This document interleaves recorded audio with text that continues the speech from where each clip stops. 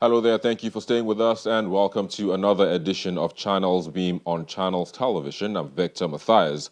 Now, the decision by southern governors to ban open grazing in the southern region of the country after a meeting they had in Asaba, the Delta State capital, reactions have continued to pour in from separate quarters, including calls for restructuring as a panacea to the challenges facing the country.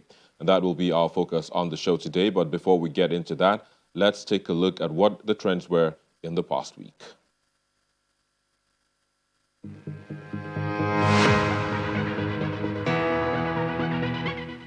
Youths led a protest which caught the attention of Nigerians globally as the remains of the murdered Akwa Ibom job seeker Inubong Umoren was laid to rest in her hometown. They chanted solidarity songs while carrying placards with various inscriptions calling for justice. This was happening simultaneously with the arraignment of her killer, Uduak Frank Akpan, by the police in the state capital, Uyo.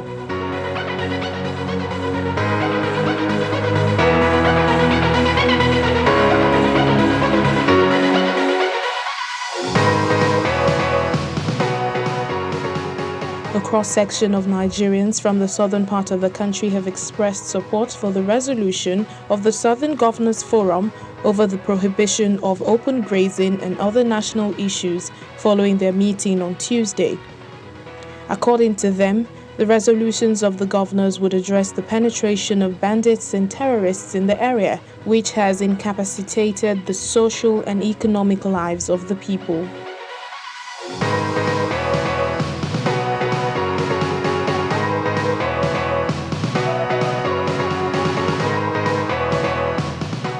Kogi State Governor Yahaya Bello was terribly trolled on social media after he said on Friday that Nigerians, the youth and women, and all Nigerians, including very objective elites, are asking him to run for president in 2023. Bello was quickly tackled by a cross-section of Nigerians who said he was lying because no one in the country would ever desire to have him as president in view of his abysmal performance as a governor.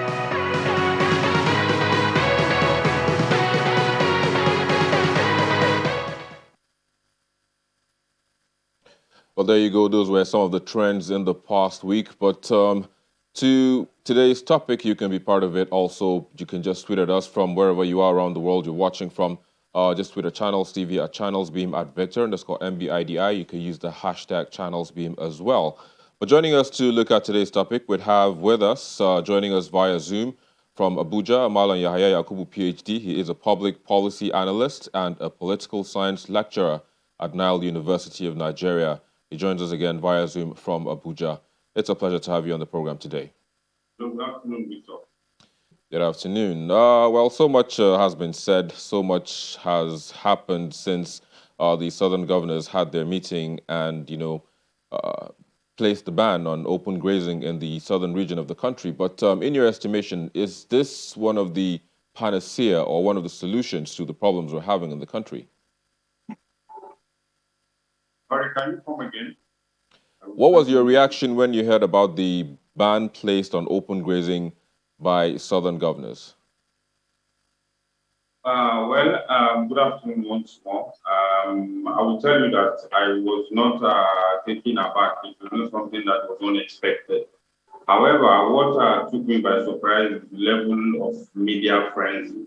First we need to understand that grazing is a private business, right? So there's no sort of monopoly because the profit that is made from this venture is retained by the individual, and in other times you can even argue that there's no form of taxation. So there's no basis for an argument that grazing should be left open and it should be something that is done indiscriminately, and the reduction of the issue, like most other issues, into ethno-religious strife has further deepened the extent of the crisis because ideally, this is a conflict of two different systems of production, right? First, you have the farmers, then you have the herders. The farmers, on the one side, need to grow these crops over a period of time before they are able to harvest, while the herders are in immediate need of this arable land. So these two production systems are clashing, which is as a result of, in amongst other factors, the scarcity of ecological resources.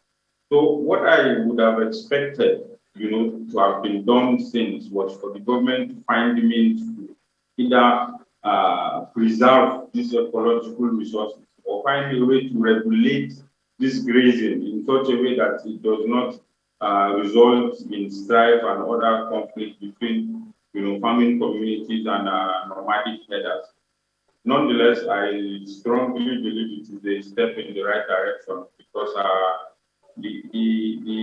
the outcome of these open grazings are multitude. It has mixed up or interwoven with other security challenges in the northwest. You have banditry in the northeast. You have insurgency in the southwest. You have the kidnapping amongst other forms of criminality. So too often we are unable to distinguish what is the motive of these crimes or what do the headers stand to benefit if they involve in clash with communities. So there are a lot of questions, around open grazing. And to say that we are in the 21st century and we are still contemplating or discussing issues of open grazing, I would say it's rather regrettable that we are still in this place.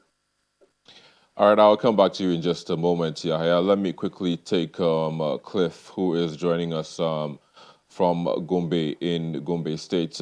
Cliff, well, so much, again, has been said and so much has happened since that declaration by the governors from the southern region of the country. But in your estimation, one of the things that has been said is the fact that there is a lot of money and there is a lot of jobs to be created from a kind of grazing that, or a, how would I put it now, like not open grazing, but the grazing that is, pretty much well scripted. But in your estimation, what kind of jobs do you think can be created, or are there examples where this has worked, and how can that be replicated in Nigeria?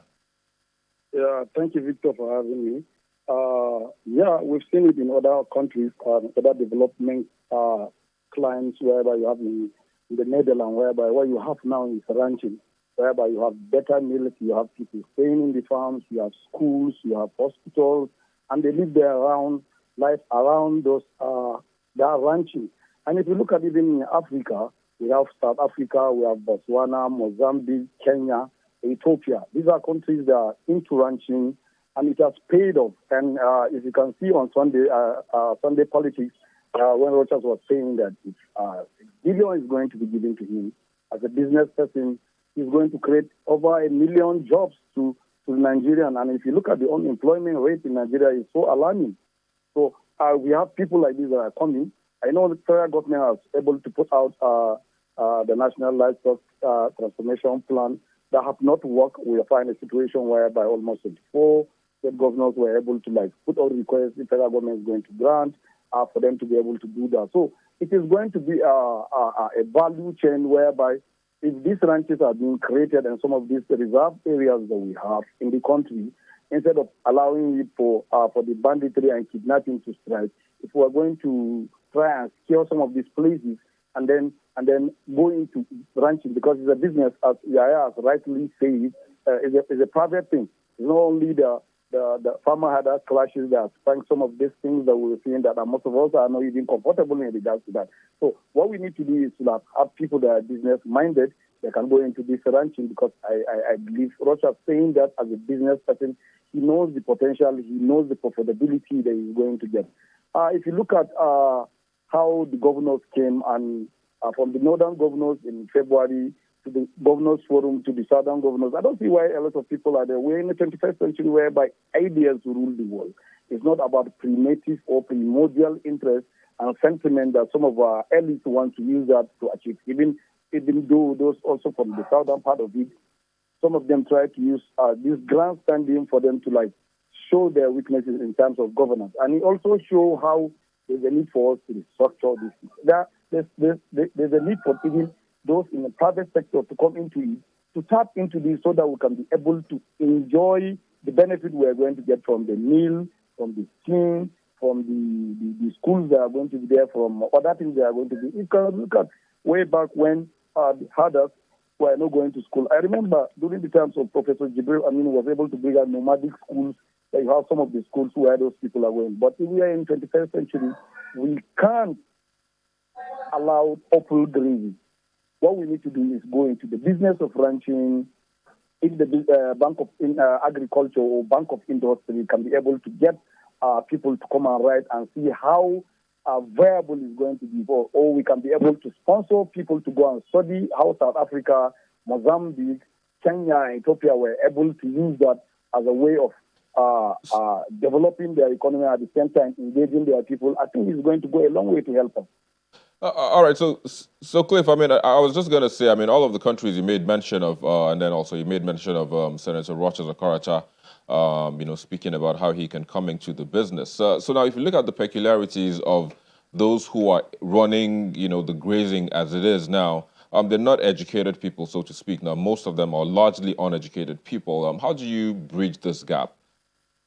Yeah, so that's one of the reasons when the northern governors in February says that they are not in support of the open grazing, because if you look at it, you have more of the children that needs to go to school are the ones in the open grazing, and at the same time we are evolving even as a country. What we need to do is to make sure that some of these children go to school, because if they are better learned, they can be able to go into this ranching more than their parents. And I agree with you that most of the people that we have into these are people that are not educated. But we can change the narrative. That's why the Northern Governors Forum were talking about banning it, and at the same time on the child going into to grazing with the cows.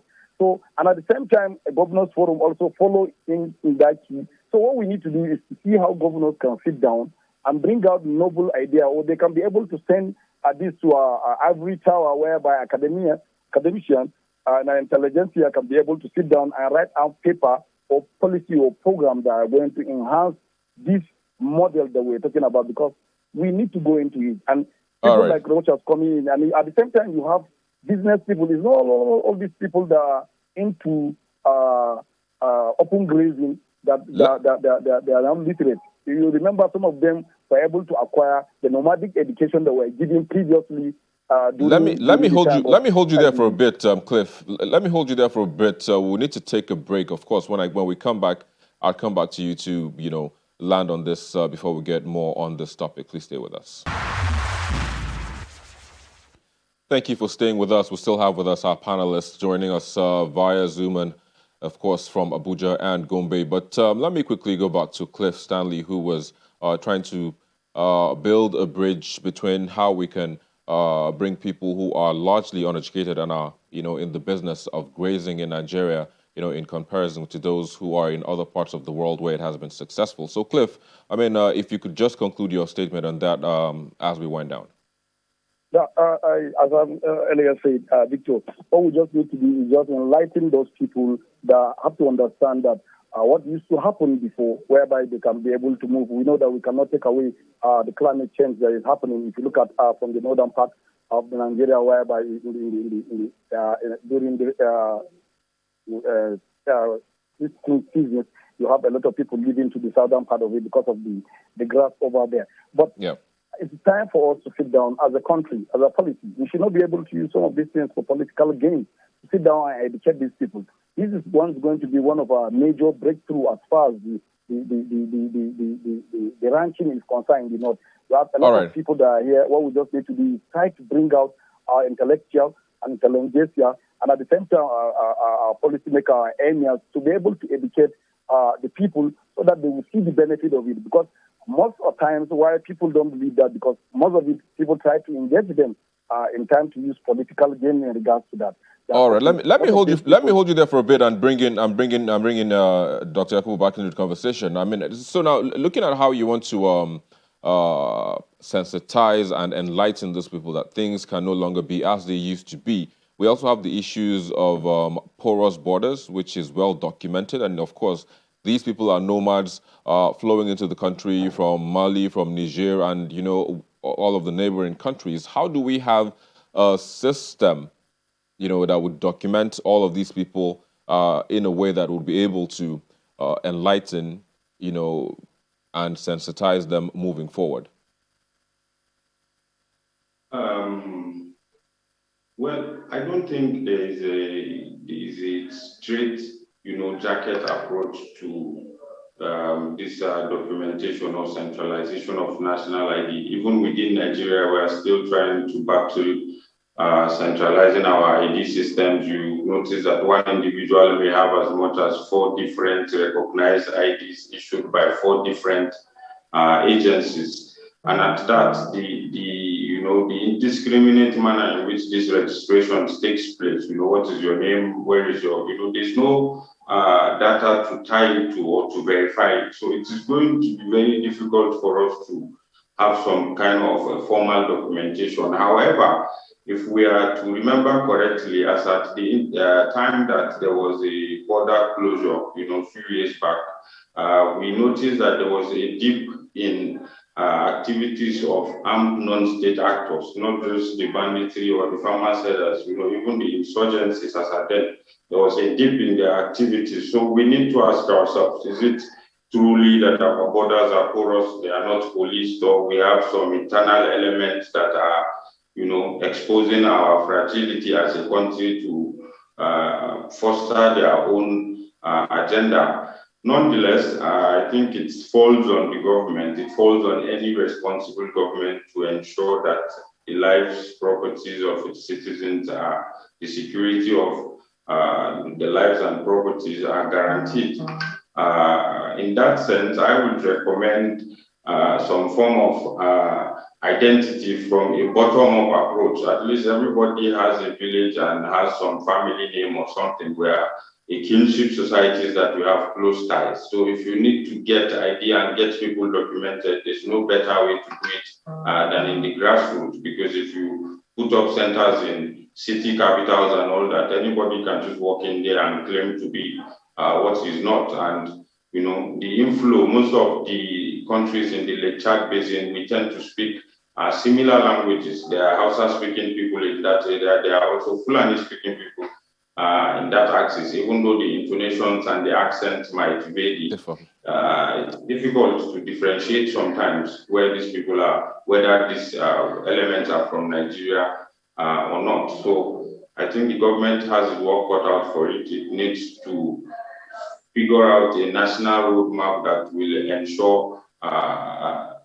actualization of a centralized ID system. It's not something that can happen in a space of a month or 2 months or 3 months. It's going to take years for it to be built. So we also as citizens, we need to cooperate and also understand that, these things are capital intensive. They consume a lot of human and, time resources. So there's no time to wait as far as I am concerned. All right, so just before I let you go, I mean, all of this has led to a call for restructuring. What's your thoughts on that as we wind down? Quickly, please. Restructuring is like Nigeria, let me say, is like a child who got married and she's always complaining to her mother that she's been beaten. And the mom will continue to tell her that you have to endure. This is what I endured with your father. First of all, we need to visit the issue of this union. On what basis was it constituted? To the interest of the imperialists. Do we need to review it? Yes. But every citizen in this country has a representative, both at the state level and at the National Assembly. So I feel they are not there to represent themselves. They are representing their constituents. So I feel the best way to go about restructuring first is establishing what form of restructuring we want. So you can tell your representative in the National Assembly that we want a better share of the national cake, or we want a fair hearing, because everybody has representatives. They do not represent their parties or themselves, they represent their constituents. So if there's any clamor for restructuring, I think the National Assembly has a major role to play in that. And we also as citizens that will want certain policies have a role to play on that as well. All right. Thank you very much, Yaya Kubu. I have to say thank you for joining us today on the program and sharing your thoughts. Thank you very much, Byron. You're welcome. Well, Cliff, let's get your own take on, the whole restructuring clamor as it is now, as we wind down.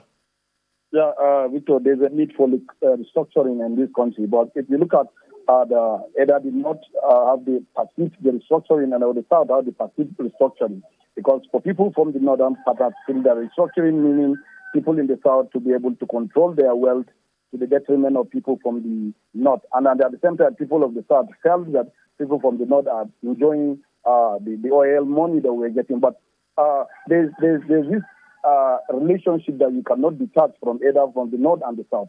But there's a need for that restructuring. I remember when I'm writing my final year thesis on undergraduate, I wrote on federalism and resource control, problem and prospect. So there's a need for us to restructure, because even if you look at it from the constitutions that we have, from the Clifford Constitution of 1923 up to 1963 Constitution that we have, at 1979 Constitution, and at the same time this 1999 Constitution, there are a lot of powers that are in the center that when you give them to the state, you're going to help in some of these crises that we're having. For example, the banditry we're having, the kidnapping and others. If you're going to devolution of power, the legislature should be able to have independence, the judiciary should be able to have independence. These are things that when we put it on, and at the same time having our representatives that are representing hopefully Cliff would put all of those things in place, Cliff. Hopefully we'll put all those things in place. But I have to say thank you, of course, you two, for joining us on the show from Gombe.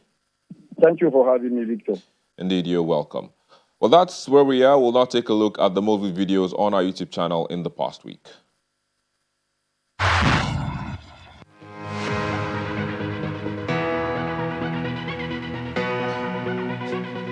A new entrant to the charts kicks off this week's most viewed video in 5th place.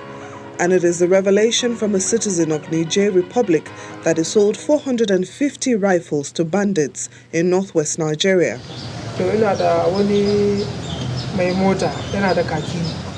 It is followed by a lawmaker outlining reasons why the Senate is backing the decision taken by southern governors on open grazing. As it is now, the governors themselves have limited powers when it comes to issue of security.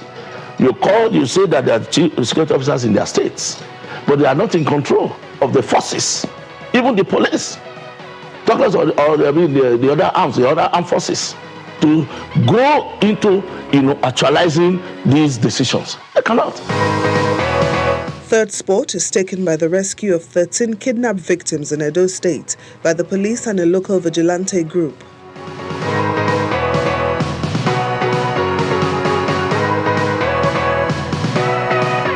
In second, another endorsement of the stand taken by southern governors on open grazing. The southern governors are calling on the president to speak to Nigerians because they feel as the leader of the nation.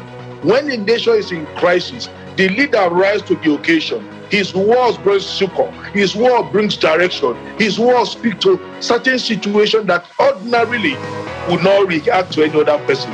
While in first is the explanation by southern governors on why they banned open grazing. I believe that what really we did was that to meet for the good of majority of our people. And I think across the country, this would be the pattern. It should be the approach, so that all of us, no matter what political party we belong to, we can meet to discuss genuinely and honestly with ourselves as to matters that have to do with our people.